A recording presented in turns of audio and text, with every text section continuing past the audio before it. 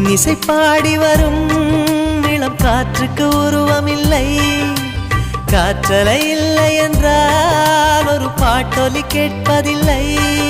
ஒரு கானம் வருகையில் உள்ளம் கொள்ளை போகுதே. ஆனால் காற்றின் முகவரி கண்கள் அறிவதில்லையே.